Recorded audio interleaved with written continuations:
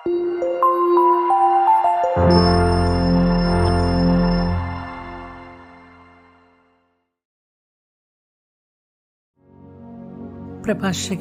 അധ്യായം 4. മകനെ, പാവപ്പെട്ടവൻ്റെ ഉപജീവനം തടയരുത്. ആവശ്യക്കാരനെ കാത്തിരുത്തി വിഷമിപ്പിക്കരുത്. വിശക്കുന്നവനെ ദുഃഖിപ്പിക്കരുത്. ഇല്ലാത്തവനെ ക്ഷോഭിപ്പിക്കരുത്. കോപാകുലമായ മനസ്സിൻ്റെ അസ്വസ്ഥതകൾ വർദ്ധിപ്പിക്കരുത്. യാചകന് ദാനം താമസിപ്പിക്കുകയുമരുത്. കഷ്ടത അനുഭവിക്കുന്ന ശരണാർത്ഥിയെ നിരാകരിക്കുകയോ ദരിദ്രനിൽ നിന്ന് മുഖം തിരിക്കുകയോ ചെയ്യരുത്. ആവശ്യക്കാരനിൽ നിന്ന് കണ്ണു തിരിക്കരുത്.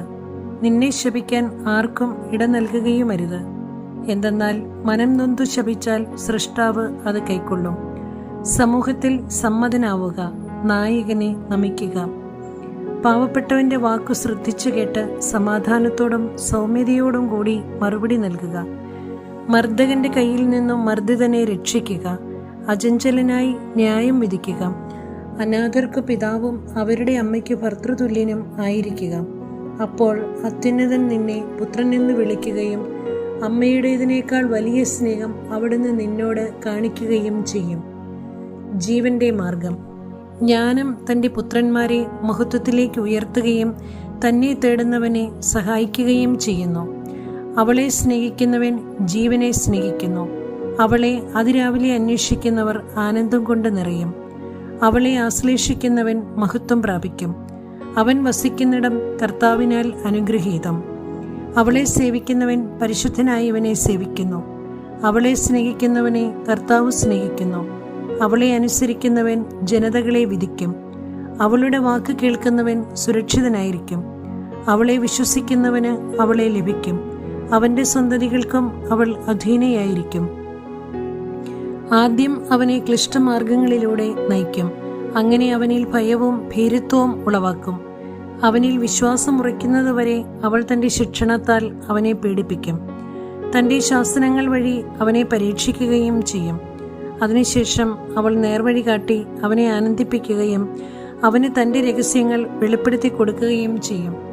അവൻ വഴിതെറ്റിപ്പോയാൽ അവൾ അവനെ പരിത്യജിക്കുകയും നാശത്തിന് വിടുകയും ചെയ്യും. ലജ്ജാശീലം. തക്ക സമയം വിവേചിച്ചറിയുകയും തിന്മയ്ക്കെതിരെ ജാഗരൂകത പുലർത്തുകയും ചെയ്യുക. സ്വയം അവമാനം വരുത്തിവെക്കരുത്. എന്തെന്നാൽ പാപഹേതുവായ ലജ്ജയുണ്ട്, മഹത്വവും കൃപയും നൽകുന്ന ലജ്ജയുമുണ്ട്. നിനക്ക് തന്നെ ദ്രോഹം ചെയ്യുന്ന വിധം പക്ഷപാതം കാണിക്കരുത്. നിന്റെ പതനത്തിന് കാരണമാകും വിധം അന്യർക്ക് വഴങ്ങുകയുമരുത്. ഉചിതമായ സന്ദർഭങ്ങളിൽ സംസാരിക്കാതെ പിൻവാങ്ങരുത്. ജ്ഞാനം നീ മറച്ചുവെക്കരുത്. ജ്ഞാനവും പ്രബോധനവും ഭാഷണത്തിലൂടെ പ്രകടമാകുന്നു. സത്യവിരുദ്ധമായി ഒരിക്കലും വാദിക്കരുത്. സ്വന്തം അജ്ഞതയെക്കുറിച്ച് ബോധവാനായിരിക്കണം. തെറ്റ് സമ്മതിക്കാൻ ലജ്ജിക്കേണ്ടതില്ല. ഒഴുക്കിനെതിരെ നീന്തരുത്. വെട്ടിക്കു കീഴ്പ്പെടരുത്. അധികാരികളോട് പക്ഷപാതം കാണിക്കുകയുമരുത്. മരിക്കേണ്ടി വന്നാലും സത്യം വെടിയരുത്. ദൈവമായ കർത്താവ് നിനക്ക് വേണ്ടി പൊരുതിക്കൊള്ളും. വിവേകം വിട്ട് സംസാരിക്കരുത്. പ്രവൃത്തിയിൽ അശ്രദ്ധയും ആലസ്യവും പാടില്ല. ഭവനത്തിൽ സിംഹത്തെ പോലെ ആകരുത്. ഭൃത്യന്മാരുടെ കുറ്റം നോക്കി നടക്കരുത്. വാങ്ങാൻ കൈനീട്ടുകയോ കൊടുക്കുമ്പോൾ പിൻവലിക്കുകയോ അരുത്. അധ്യായം 5. സമ്പത്തിൽ ഗർവ് അരുത്. സമ്പത്തിൽ ആശ്രയിക്കരുത്. എനിക്ക് മതിയാവോളം ഉണ്ടെന്ന് മേനി പറയുകയും അരുത്. സ്വന്തം കഴിവിൽ ആശ്രയിച്ച് ഹൃദയാഭിലാഷങ്ങൾക്കൊത്ത് ജീവിക്കരുത്. ആരുണ്ട് എന്നെ നിയന്ത്രിക്കാൻ എന്ന് പറയരുത്. കർത്താവ് നിന്നെ ശിക്ഷിക്കും, തീർച്ച.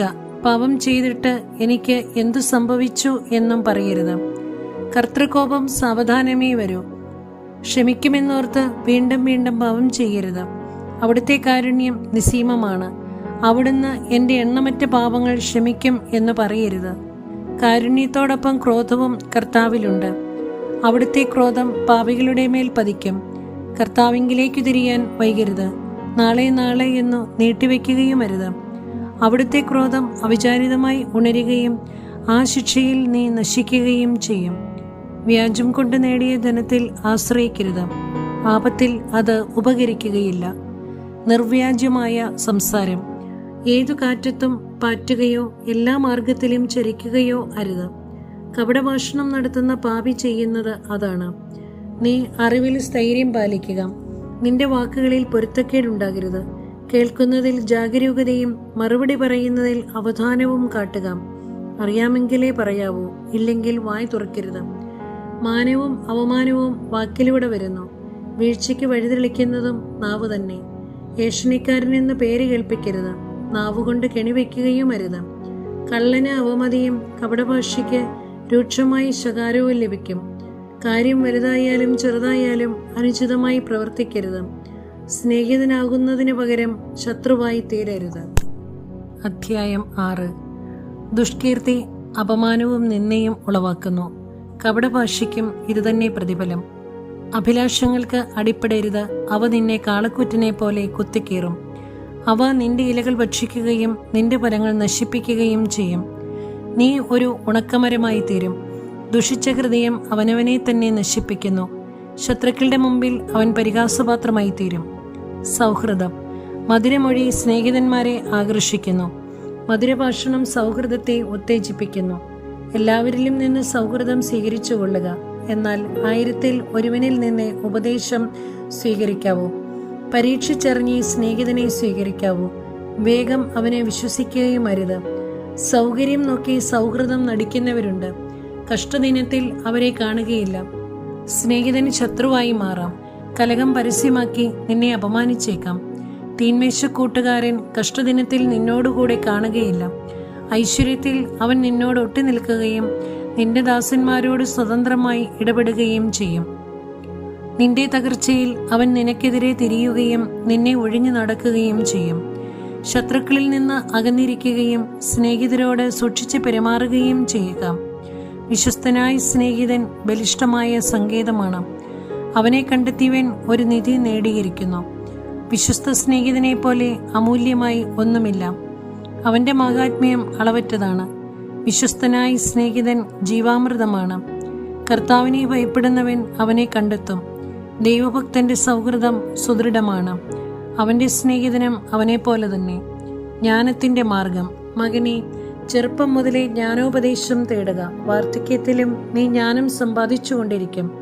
ഉഴുതു വിതയ്ക്കുന്ന കർഷകനെ പോലെ അവളെ സമീപിക്കുകയും നല്ല വിളവിനു വേണ്ടി കാത്തിരിക്കുകയും ചെയ്യുക. എന്തെന്നാൽ അവളുടെ വയലിൽ അല്പനേരം അധ്വാനിച്ചാൽ വളരെ വേഗം വിഭവങ്ങൾ ആസ്വദിക്കാം. ശിക്ഷണം ലഭിക്കാത്തവൻ അവൾ കർക്കശയാണ്. ബുദ്ധിഹീനന് അവളോടുകൂടെ വസിക്കുക അസാധ്യം. അവൾ അവന് ദുർവഹമായ കല്ലുപോലെയാണ്. അവൻ അവളെ വേഗം ഉപേക്ഷിക്കും. ജ്ഞാനം അവളുടെ പേര് സൂചിപ്പിക്കുന്നത് പോലെ ഏറെ പേർക്കും അപ്രാപ്യയാണ്. മകനെ, എന്റെ തീരുമാനം സ്വീകരിക്കുക. എന്റെ ഉപദേശം നിരാകരിക്കരുത്. നിന്റെ കാലുകൾ അവൾ ബന്ധിക്കട്ടെ. നിന്റെ കഴുത്ത് അവളുടെ ചങ്ങല അണിയട്ടെ. അവളുടെ മുഖത്തിന് ചുമല് താഴ്ത്തുക. അവളുടെ കടിഞ്ഞാൺ കുടഞ്ഞെറിയരുത്. പൂർണ്ണ ഹൃദയത്തോടെ അവളെ സമീപിക്കുക. അവളുടെ മാർഗത്തിൽ തന്നെ സഞ്ചരിക്കാൻ സർവശക്തിയും പ്രയോഗിക്കുക. അന്വേഷിക്കുകയും തിരയുകയും ചെയ്യുക. അവൾ നിനക്ക് വെളിപ്പെടും. കണ്ടെത്തിക്കഴിഞ്ഞാൽ വിട്ടുകളയരുത്. ഒടുവിൽ അവൾ നിനക്ക് ശാന്തി പ്രദാനം ചെയ്യും. അവൾ നിനക്ക് ആനന്ദമായി പരിണമിക്കുകയും ചെയ്യും. അപ്പോൾ അവളുടെ ബന്ധനം നിനക്ക് സംരക്ഷണവും അവളുടെ ചങ്ങല നിനക്ക് അലങ്കാരവുമായിരിക്കും. അവളുടെ മുഖം സ്വർണ്ണാഭരണവും കടിഞ്ഞാൺ നീലച്ചരടും ആകും. മഹത്വത്തിന്റെ നിലയങ്കി പോലെ നീ അവളെ ധരിക്കും. തിളങ്ങുന്ന കിരീടം പോലെ നീ അവളെ അണിയും. മകനെ, മനസ്സ് വെച്ചാൽ നിനക്ക് ജ്ഞാനിയാകാം. ഉത്സാഹിച്ചാൽ നിനക്ക് സമർത്ഥനാകാം. താല്പര്യപൂർവ്വം ശ്രദ്ധിച്ചാൽ അറിവ് ലഭിക്കും. ഏകാഗ്രചിത്തൻ വിവേകിയാകും. മുതിർന്നവരുടെ ഇടയിൽ പക്വമതിയോട് ചേർന്ന് നിൽക്കുക. ദിവ്യഭാഷണം ശ്രവിക്കാൻ മനസ്സിരുത്തുക. ജ്ഞാനസൂക്തമൊന്നും വിട്ടുകളയരുത്.